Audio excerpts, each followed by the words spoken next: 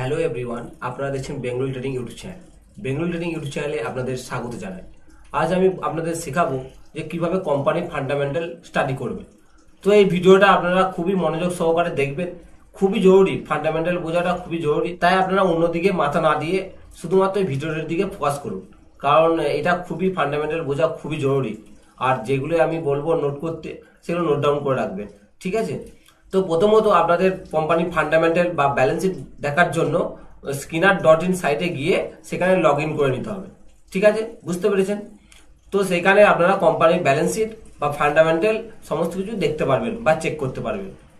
তো আমি আপনাদেরকে এরপর স্কিনার.ইন সাইটে নিয়ে যাচ্ছি, ঠিক আছে? তো এখানে আমি নিয়ে এসেছি স্কিনার.ইন সাইটে রিলায়েন্স ইন্ডাস্ট্রি, ঠিক আছে? তো রিলায়েন্স ইন্ডাস্ট্রিতে প্রথমে হচ্ছে মার্কেট ক্যাপ। এটা দেখতে পাচ্ছেন মার্কেট ক্যাপ। এর টোটাল মার্কেট ক্যাপ হচ্ছে 19,92,702 কোটি। এখানে লাখ করোড়, মানে লাখ করোড়, 19,92,702 করোড় মার্কেট ক্যাপ, মানে এর টোটাল মার্কেট ক্যাপ, মানে কোম্পানির টোটাল মার্কেট ক্যাপ। যদি আমরা এই শেয়ারটি, এই কোম্পানিটি কিনতে চাই, তাহলে আমাদের কাছে আজকে 19,92,702 কোটি টাকা থাকতে হবে। তাহলে আমরা এই টোটাল যে কোম্পানিটা রিলায়েন্স ইন্ডাস্ট্রি আমরা কিনতে পারবো। এবং এই মার্কেট ক্যাপের সঙ্গে কারেন্ট প্রাইস অ্যাড আছে। কেমন ভাবে অ্যাড আছে? কারেন্ট প্রাইস ধরুন যে এই 2945, এটা হচ্ছে আজকের দিনের কারেন্ট প্রাইস 2945, এটা হচ্ছে পার শেয়ার। এখানে আপনাদেরকে মনে রাখতে হবে, এই যখন কোম্পানির ফান্ডামেন্টাল আপনারা দেখতে যাবেন তখন হচ্ছে দু রকম হবে। এক হচ্ছে পার শেয়ার, আর একটা হচ্ছে পার কোম্পানি। পার কোম্পানি মানে হচ্ছে পুরো টোটাল কোম্পানির ওয়েলথ, এবং তার সাথে পার শেয়ার মানে কি একটা কোম্পানির একটা শেয়ারের দাম কত। এটা যেমন কারেন্ট প্রাইস মানে 2945, এটা হচ্ছে কোম্পানির একটা শেয়ারের দাম। বুঝতে পেরেছেন? তো কারেন্ট প্রাইস মানে হলো কি পার শেয়ার, আর মার্কেট ক্যাপ মানে হলো কি অল কোম্পানির প্রাইস। মানে রিলায়েন্স ইন্ডাস্ট্রির প্রাইস হচ্ছে মার্কেট ক্যাপ, আর কারেন্ট প্রাইস হলো 2945, মানে পার শেয়ারের দাম হলো 2945, ঠিক আছে? তো এখানে রিলায়েন্স ইন্ডাস্ট্রিজ যে মার্কেট ক্যাপ 19,92,702 কোটি। এখানে আপনাদের তোলাতে দেখতে পাবেন এর প্রোমোটার, এই যে এখানে শেয়ার হোল্ডিং প্যাটার্ন। এখানে এই যে প্রোমোটার্স আছে, এর প্রোমোটার্স হচ্ছে 50.33%। তো এই প্রোমোটার্স কে আছে? এখানে প্রোমোটার্স হচ্ছে আম্বানি অ্যান্ড সন্স, মানে আম্বানি অ্যান্ড সন্সের কাছে 50.33% শেয়ার রয়েছে। তাহলে আপনি প্রায় ধরে রাখুন এর হাফ, প্রায় 9.5 কোটি টাকার মতো, 9.5 কোটি লক্ষ টাকার মতো তার কাছে নিজস্ব শেয়ার রয়েছে। তো বুঝতে পেরেছেন? তো এরপর এই মার্কেট ক্যাপ কোথা থেকে আসছে? কারেন্ট প্রাইস যে এই 2945 ইন্টু এই যে নাম্বার অফ শেয়ার, এই নাম্বার অফ শেয়ার মানে 677, এগুলো সমস্ত কিছু করোড়। এগুলো সমস্ত কিছু যা কিছু দেওয়া আছে এগুলো সব করোড়ে, মানে 677 কোটি শেয়ার রয়েছে। রিলায়েন্স ইন্ডাস্ট্রির টোটাল শেয়ার সংখ্যা হচ্ছে 677 কোটি। 677 কোটি ইন্টু 2945 যখনই আপনারা করবেন, তখনই এই মার্কেট প্রাইস অর্থাৎ 19,92,702 কোটি আসবে। তাহলে অর্থাৎ কি হলো? Current price into number of share 677 equal to market cap 19,92,702 crore, ঠিক আছে? বুঝতে পেরেছেন? এই কারেন্ট প্রাইস প্রধানত 3 রকমের হয়। এই কারেন্ট প্রাইস, বুক ভ্যালু, আর হচ্ছে ফেস ভ্যালু। এই তিনটে হচ্ছে একই জিনিস। সেটা প্রথম হচ্ছে কারেন্ট প্রাইস, তারপর হচ্ছে প্রাইস টু বুক ভ্যালু, তারপর হচ্ছে ফেস ভ্যালু। বুঝতে পেরেছেন? তো কারেন্ট প্রাইস আপনাদেরকে বুঝিয়ে দিলাম যে কারেন্ট প্রাইস হলো পার শেয়ার। এরপর আসে এই বুক ভ্যালু। বুক ভ্যালু এখানে দেওয়া আছে 1173, মানে 1173। এটা হচ্ছে বুক ভ্যালু। ভ্যালুর মানে হলো যে শেয়ার ক্যাপিটাল,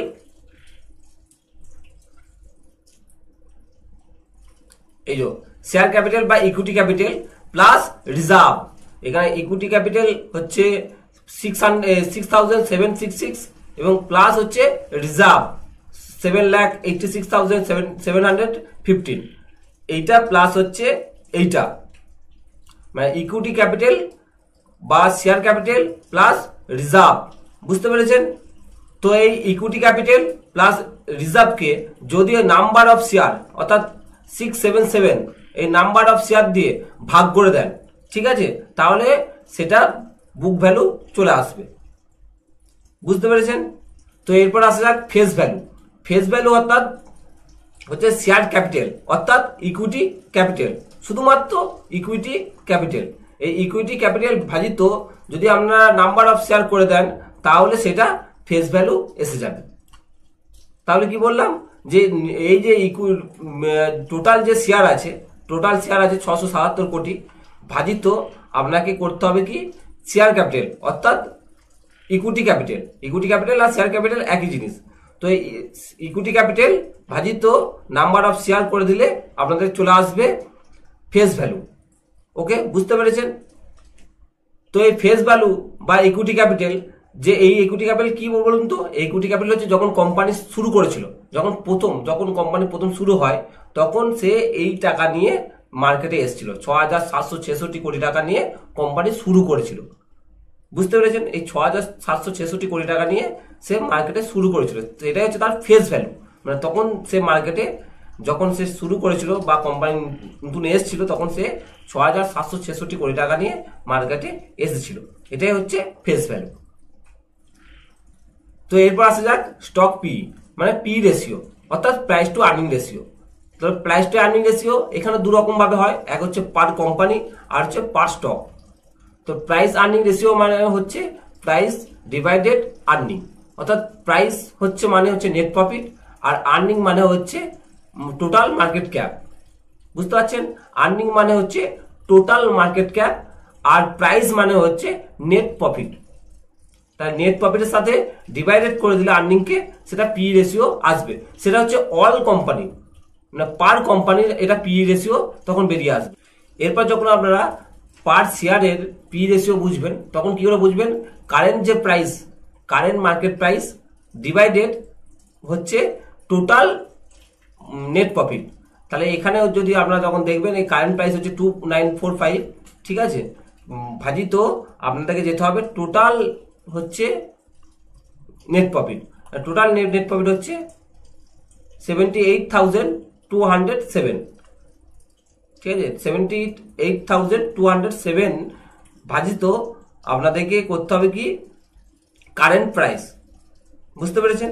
তাহলে সেটা পার শেয়ারের পি রেশিও বেরিয়ে আসবে। তো পি রেশিও মানে এই যে পি রেশিও 29 এখানে দেখাচ্ছে, সেটা মানে কি, এখানে সেটা মানে হলো যে কোম্পানির যে নেট প্রফিট করছে, ধরুন এখানে যে কোম্পানি যে নেট প্রফিট করছে পার ইয়ার 78,207, এইটা যদি প্রতি বছরের পর বছর যদি এই নেট প্রফিটই থেকে যায়, মানে প্রতি বছর যদি 78,207 করে যদি নেট প্রফিট থেকে যায় তাহলে 29 বছর পরে গিয়ে এই মার্কেট ক্যাপ যে 19,92,702 করোড়, সেটা 29 বছর পর গিয়ে এই জায়গাটা সেটা পাবে। মানে যে কোম্পানির যে যদি আমরা এই পুরো কোম্পানিটা আমরা কিনে নিই তাহলে 29 বছর পর গিয়ে এই কোম্পানির টাকা আমরা ফেরত পাবো। বুঝতে পারছেন? তো এখানে 29 যে পি, তো 29 বছর সময় লাগবে সেটা আপনাদেরকে বুঝতে হবে। সেটা বোঝার জন্য আমি আপনাদেরকে বলবো সেটা কি করে বুঝবেন। তো এখানে যে নেট প্রফিট, প্রথমে দেখতে হবে আমাদের নেট প্রফিট। এই নেট প্রফিট কত ছিল? 20,000 ছিল, 22,000 হয়েছে, 23,000 হয়েছে এবং বেড়ে বেড়ে আজকে 78,000 দাঁড়িয়েছে। তো এই তো সেম নেট প্রফিট তো প্রোভাইড করবে না প্রত্যেক বছর, নেট প্রফিট বেড়ে বেড়ে প্রোভাইড করছে। এরপর যখন নেট প্রফিট বেড়ে এটা 78 জায়গায় 88 হবে, 98 হবে, 1 লাখ হবে, এরকম যখন বেড়ে যাবে তখন এইখানে যে পি রেশিও এই যে 29 সেটা আস্তে আস্তে কমে আসবে। বুঝতে পারছেন? তো পি রেশিও অনেক সময় দেখবেন যে বেশি আছে, 30, 40, 50, 60, 70 পি রেশিও আছে। তো পি রেশিও বেশি মানে যে খারাপ সেটা নয়। তো পি রেশিও 10-এর নিচে থাকা মানে ভালো, আর 10-এর উপরে যদি হয় তাতেও কোনো অসুবিধা কিছু নেই। যে পি রেশিওর সঙ্গে আপনি কখনোই গুলিয়ে ফেলবেন না নিজেকে, কারণ পি রেশিও মানে কম থাকলে 10-এর নিচে থাকলে ভালো, কিন্তু যে কম 10-এর উপরে যদি থাকে তাহলে যে খারাপ তেমন কিছু নয়। ঠিক আছে, বুঝতে পেরেছেন? পি রেশিও এইভাবে আপনাদেরকে বুঝতে হবে যে এই নেট প্রফিট যদি কন্টিনিউয়াস এইভাবে দিতে থাকে, এই 78,000 কোটি টাকা করে যদি প্রতি বছরের পর বছর নেট প্রফিট দিতে থাকে তাহলে 29 বছর সময় লাগবে। কিন্তু প্রত্যেক বছরের পর বছর কোম্পানি ভালো রেজাল্ট করবে, নেট প্রফিট বাড়বে, এটাই তো হয় সাধারণত। এই যে এখানে আমরা দেখতে পাচ্ছেন ট্র্যাক রেকর্ড 20,000 থেকে 22,000, 22 থেকে 23, 29, 36, 39, 53, 67, 74, 78 এভাবে তো বাড়তে থাকবে। তখন কি হবে? তার পি রেশিও কমতে থাকবে। বুঝতে পেরেছেন? তাহলে যে পি রেশিও অনেক সময় দেখবেন অনেক কোম্পানিতে হাই রয়েছে, তার মানে যে কোম্পানি খারাপ সেটা নয়, আপনাদেরকে তার নেট প্রফিট দেখতে হবে। যে তার নেট প্রফিট কি বেড়ে বেড়ে যাচ্ছে? যদি নেট প্রফিট তার বেড়ে বেড়ে যায় আর পি রেশিও যদি উপরে থাকে, তাহলে তো কিছু বছরের মধ্যে সে পি রেশিও তার হাফের নিচে হয়ে যাবে। এইভাবে আপনাদেরকে পি রেশিও বুঝতে হবে। পি রেশিও বোঝাটা খুবই দরকার, স্টক মার্কেটে পি রেশিওটা খুবই দরকার। যদি 10 এর নিচে হয় তাহলে খুবই ভালো, আর 10 এর উপরে থাকা মানে যে খারাপ সে তো নয়, 10 এর উপরে থাকলেও সেই কোম্পানিতে ট্রেড করা যায়, ঠিক আছে। আর সেই রকমই বুক ভ্যালু যে দেখাচ্ছে 1173, এখানে যে বুক ভ্যালু দেখাচ্ছে 1173, কিন্তু কারেন্ট প্রাইস হচ্ছে 2945, তাহলে এই বুক ভ্যালুর অনেক উপরে ট্রেড করছে। বুঝতে পারছেন, এই বুক ভ্যালুর অনেক উপরে ট্রেড করছে। তো এটা কি তার মানে খারাপ? না, এটা সবসময় খারাপ নয়। যে বুক ভ্যালু যদি কারেন্ট প্রাইসের নিচে থাকে, কারেন্ট প্রাইস যদি বুক ভ্যালুর নিচে থাকে, ঠিক আছে, তাহলে তো ভালোই। কিন্তু যদি কখনো কখনো বুক ভ্যালুর কারেন্ট প্রাইসের মানে কারেন্ট প্রাইস বুক ভ্যালুর ওপরে উঠে যায়, তাহলে সেটা খারাপ নয়। কারণ বুক ভ্যালুর সঙ্গে অনেক কিছু এখানে অ্যাড থাকে। বুক ভ্যালুটা শুধু যে এখানে দেখতে পাচ্ছেন, বুক ভ্যালুর সঙ্গে ব্র্যান্ড ভ্যালু, সে এতদিন ধরে যে ব্যবসা করছে এবং তার যে গুডউইল তৈরি করেছে এবং ব্যবসাটা যে একটা ব্র্যান্ড তৈরি করেছে, সমস্ত কিছু এই বুক ভ্যালুর মধ্যে অ্যাড করা আছে। সেটা কারেন্ট প্রাইস দিয়ে কখনোই তার বিচার করা যায় না। বুঝতে পারছেন? মনে করেন আপনি একটা দোকান খুলেছেন, সেই দোকান খুলে আস্তে আস্তে আস্তে আস্তে 2 বছর, 4 বছর, 5 বছর, 7 বছর হয়েছে, সে একটি ব্যবসাটি দাঁড়িয়েছে এবং সেখানে অনেক খদ্দেররা জানতে পেরেছে এবং তারা প্রতিনিয়ত খদ্দেররা কাস্টমাররা আসে। তো আপনি যখন ব্যবসাটা খুলেছিলেন 5,000 বা 10,000 বা 50,000 টাকা দিয়ে, তা সেই টাকা যদি কেউ এসে বলে আপনাকে, এই রানিং ব্যবসাটাকে, যে আপনি 50 টাকা দিচ্ছি, আপনি আমার ব্যবসাটা তারা আমাকে দিন, আপনি কি কখনো দিবেন? কেন দেবেন না? দেবেন না এই কারণে দেবেন না, কারণ আপনি এতদিন ধরে পরিশ্রম করেছেন সেই ব্যবসাটাকে দাঁড় করানোর জন্য, দাঁড় করিয়েছেন এবং তার একটা ব্র্যান্ড তৈরি হয়েছে, কাস্টমাররা চিনে আপনার দোকানটাকে। তাহলে কি আপনি কখনো সেই ব্যবসাটাকে আপনার ওই 50 টাকা, যখন আপনি 50 টাকা দিয়ে কিনেছিলেন বা 50 টাকা দিয়ে শুরু করেছেন, তখন সেই দামে কি আপনারা দিতে চাইবেন? সেই দামে দিতে চাইবেন না। তাহলে সেই রকমই হচ্ছে বুক ভ্যালু। বুক ভ্যালু হচ্ছে যেটা দেখাচ্ছে, সেটা হচ্ছে ইনিশিয়াল, মানে তখন যে বুক ভ্যালু সেই অনুযায়ী এটা দেখাচ্ছে, কিন্তু এর মধ্যে ব্র্যান্ড আছে, এর মধ্যে তার কোম্পানির যে সমস্ত কিছু এতদিন ধরে তার মেহনত আছে, সমস্ত কিছু এর মধ্যে অ্যাড হয়ে রয়েছে। তাই বুক ভ্যালু কারেন্ট প্রাইসের নিচে, কারেন্ট প্রাইসের নিচে যদি বুক ভ্যালু হয় তাহলে সেটা খারাপ নয়, আর কারেন্ট প্রাইসের ওপরে যদি বুক ভ্যালু হয় সেটা খুবই ভালো, কিন্তু কারেন্ট প্রাইসের নিচে যদি বুক ভ্যালু হয় সেটা কিন্তু খারাপ নয়। বুঝতে পেরেছেন? তো এরপর আসা যাক এর ডিভিডেন্ড ইল্ড। এর ডিভিডেন্ড ইল্ড হচ্ছে 0.34%। এই কারেন্ট প্রাইস যেটা আছে এই 2945, এই 2945 এর ওপরে 0.34% ডিভিডেন্ড দেয়। বুঝতে পেরেছেন? এই কারেন্ট প্রাইসের ওপরে 0.34% ডিভিডেন্ড দেয়। তো এরপর আসা যাক ROCE, return on capital employed.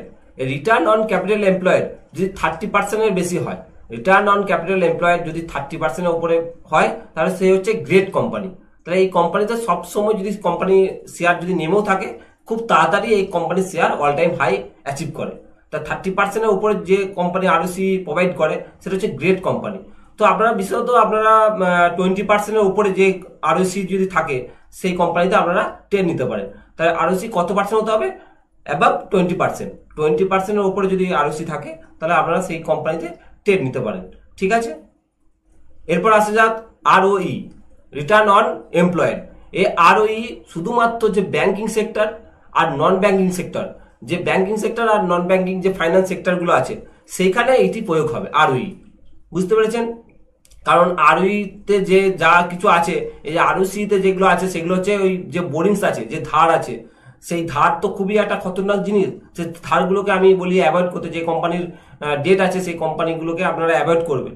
কিন্তু এই যে ব্যাংকিং আর নন ব্যাংকিং যে ফাইন্যান্স কোম্পানিগুলো আছে সেগুলো তো প্রধানত কাজই হচ্ছে ধার দেওয়া, লোন নেওয়া, RBI কাছ থেকে লোন নেয় এবং মানুষকে লোন দেয়।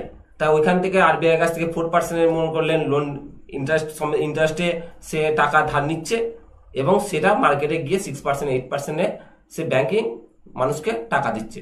এটাই তো ব্যাপার। তাই ওখানে যদি ROCE আপনি দেখতে যান তাহলে হবে না, ওখানে আপনাকে দেখতে হবে কি ROE, রিটার্ন অন এমপ্লয়েড। তা রিটার্ন অন এমপ্লয়েড 10 ওপরে থাকতে হবে।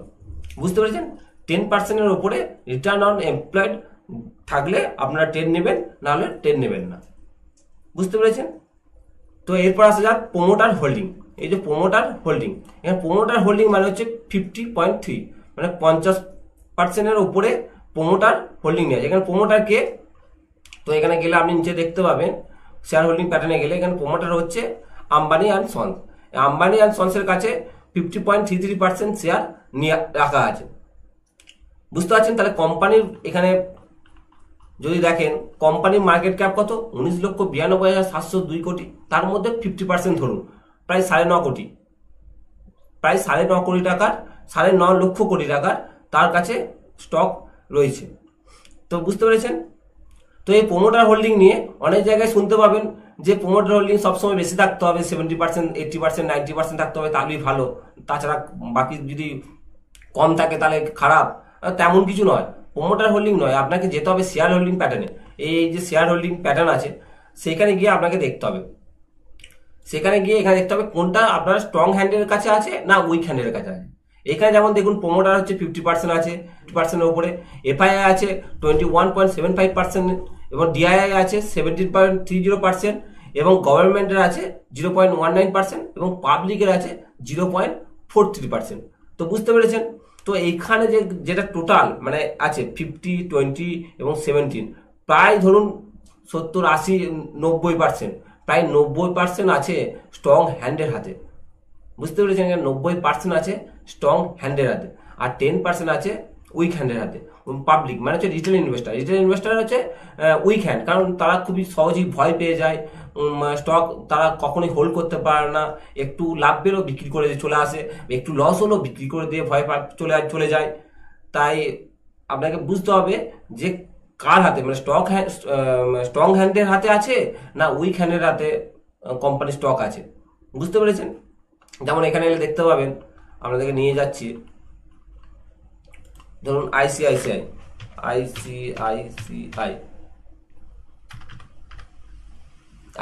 ব্যাংক, ঠিক আছে? এই আইসিআইসিআই ব্যাংকে আসবেন, তো এখানে গেলে আপনি দেখতে পাবেন এখানে জিরো, এফআইডিআই, গভর্নমেন্ট, পাবলিক, এখানে কোনো প্রমোটার কেউ নেই, মানে যে কোনো স্টেক নেই। তারপরে কি আইসিআইসিআই ব্যাংক খারাপ?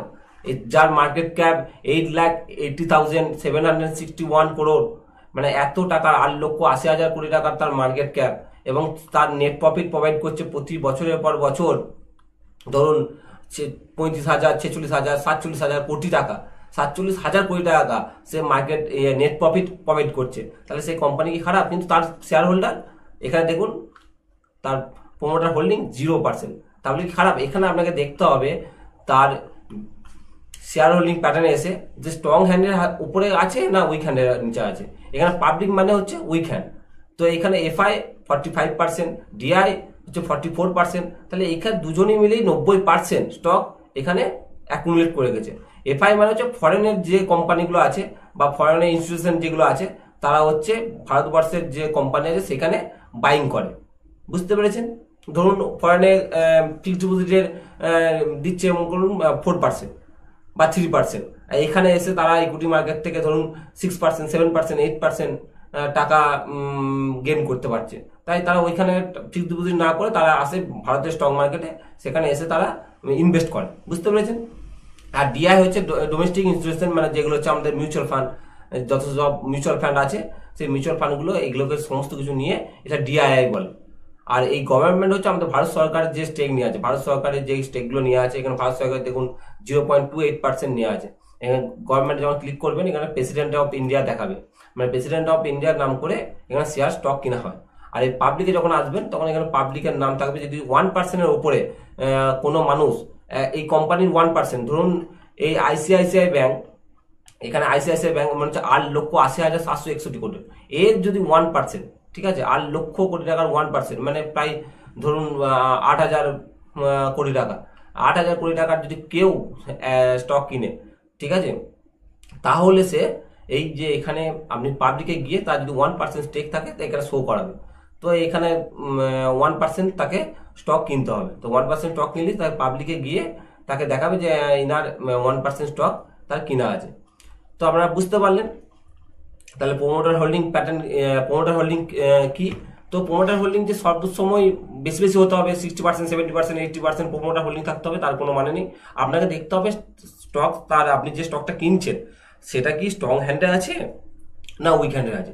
যদি আপনারা দেখেন যে 30%, 40% পাবলিকের কিনা আছে, তাহলে সেই স্টকগুলো থেকে আপনারা অ্যাভয়েড করবেন, কারণ যেখানে রিটেল পাবলিকরা ইনভেস্ট করে তারা খুব দ্রুত ভয় খেতে পারে এবং খুব দ্রুত লাভ পেলে বিক্রি করে চলে আসতে পারে।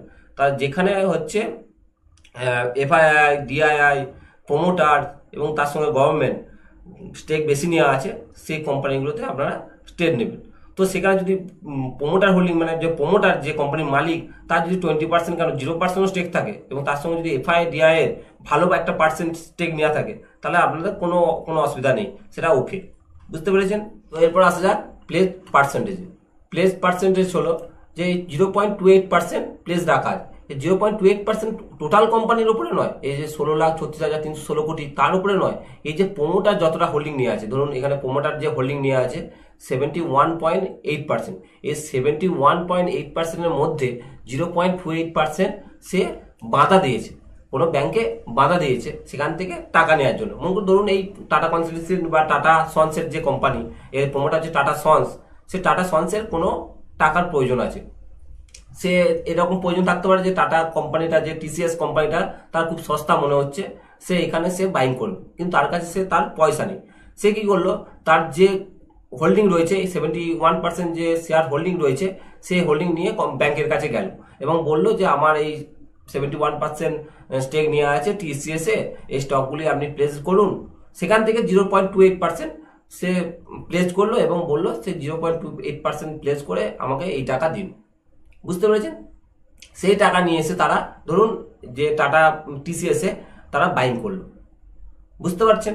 তো এই যে 0.28% যে প্লেসটা রাখা আছে, সেটা কিন্তু টোটাল কোম্পানির নয়, যে মানে হচ্ছে প্রোমোটার হোল্ডিং, মানে প্রোমোটার যে হোল্ডিং নিয়ে রেখেছে, যে 71.8% যে হোল্ডিং নিয়ে আছে তার থেকে 0.28% সে প্লেস করেছে, মানে বাধা দিয়েছে, ব্যাংকে বাধা দিয়েছে এবং সেখান থেকে সে টাকা নিয়েছে এবং সে টাকা তার ব্যক্তিগত ব্যাপারে সে খরচা করতে পারে, বা তার মনে হয়েছে যে টিসিএস যে কোম্পানি তার শেয়ারের দাম অনেক সস্তা মনে হচ্ছে, এখানে তার বাইং করলে তার একটা ভালো লাভ পাবে, তার জন্য সে ব্যাংক থেকে লোন নিতে পারে।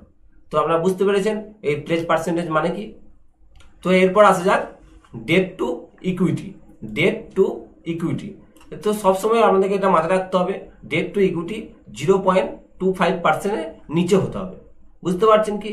ডেট টু ইকুইটি 0.25% নিচে হতে হবে। যদি ডেট টু ইকুইটি 0.25% নিচে হয় তাহলে আমরা সেই কোম্পানিতে ট্রেড নেবো, যদি তার উপরে হয় তাহলে সেই কোম্পানিতে আমরা ট্রেড নেবো না। এই ডেট হচ্ছে একটা বিরাট জিনিস, কোম্পানির ডেট দেখিয়ে আপনি সেই কোম্পানির সত্যতা বা কোম্পানির ভিতরে ম্যানেজমেন্টের কি চাইছে সমস্ত কিছু বোঝা যায়। তাই ডেটকে নিয়ে সবসময় সিরিয়াস হতে হবে। যদি 0.25% নিচে ডেট থাকে কোম্পানির বা ধার থাকে তাহলে, বা লোন থাকে, যদি থাকে তাহলে ঠিক আছে, আর যদি তার বেশি হয় 0.25% বেশি হয় তাহলে সেই কোম্পানিকে আমরা প্রথমেই অ্যাভয়েড করব। কারণ এই লোন নিয়েই সমস্ত কিছু চাপ, যাদের লোন চলে বা যাদের ধার আছে তারাই জানে যে এই লোনের চাপ কীরকম। সেহেতু যে কোম্পানিতে আপনি দেখবেন যে কোম্পানিতে ধার আছে বা লোন আছে, তাহলে সেই কোম্পানিতে জেনে বুঝে ঢোকার কোনো মানেই হয় না। তাই ডেট টু ইকুইটি 0.25% পর্যন্ত আপনি অ্যালাউ করতে পারেন এবং 0.25% ওপরে যখন হয়ে যাবে সেই কোম্পানিতে আপনি ট্রেড নেবেন না, সেই কোম্পানিকে আপনাকে অ্যাভয়েড করতে হবে। তো আমি এতক্ষণ পর্যন্ত আপনাদেরকে ফান্ডামেন্টাল শেখালাম, এর পরের ভিডিওতে আমি ব্যালেন্স শিট কীভাবে পড়ে সেটা শেখাবো। যদি এতক্ষণ পর্যন্ত আমার ভিডিওটি ভালো লেগে থাকে তাহলে অবশ্যই একটি লাইক করে দেবেন এবং চ্যানেলটিকে অবশ্যই সাবস্ক্রাইব করে দেবেন এবং 5 টাকা বেল আইকনটি প্রেস করে অল নোটিফিকেশন অন করে দেবেন এই ধরনের ভিডিওগুলি দেখার জন্য। এবং বন্ধু বান্ধব ফ্যামিলি মেম্বারদের আমার ভিডিওগুলি শেয়ার করে তাদেরকে শিখতে সাহায্য করবেন। তাহলে কি হবে, তারাও শিখে একটা ভালো টাকা বছরের পর বছর রিটার্ন আনতে পারবে। তো দেখা হবে পরের ভিডিওতে, ততক্ষণ আপনারা ভালো থাকবেন, সুস্থ থাকবেন। জয় হিন্দ।